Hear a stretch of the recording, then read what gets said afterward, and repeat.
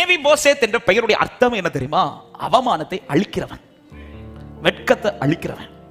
ஆனா இப்ப அவன் லைஃப்ல எதுதான் வருது தெரியுமா? ஃபுல்லா அவமானமும் வெட்கமும். வயசுல இருந்து அவன் லைஃப்ல எதுதான் நடக்கு தெரியுமா? அவமானம்.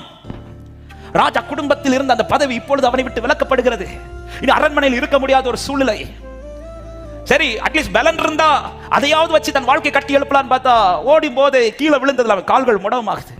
இந்த முடவன் ஆனதுனால அந்த காலத்துல பார்த்து பாருங்க என்ன கட்டளை வருதுன்னா, யாரும் எல்லைக்குள்ளேயே சீயோன் கோட்டைக்குள்ளே வரக்கூடாதுன்னு தாவீது வேற கட்டளை போட்டாரு.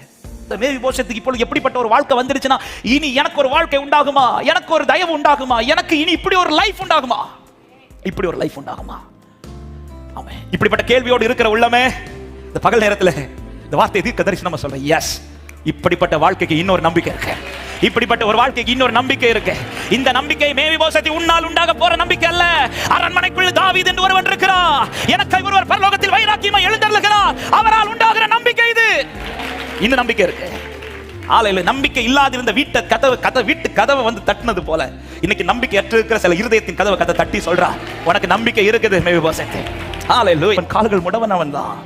அவனுக்கு இனி ஒரு வாழ்க்கை உண்டாங்கிற கேள்வியோட தான் இருக்கிறான். ஆனா நீ தான் அவனை போய் கூட்டிட்டு வரணும். ஏன் அவன் ராஜா வீட்டு பிள்ளை, அவன் ஏன் பிள்ளை. இன்னைக்கு இந்த பகல் நேரத்துல சில உள்ளத்துக்கு இந்த வார்த்தையை சொல்ல, ஏன் உனக்கு கர்த்தர் வைராக்கியமா எழும்புறார் தெரியுமா?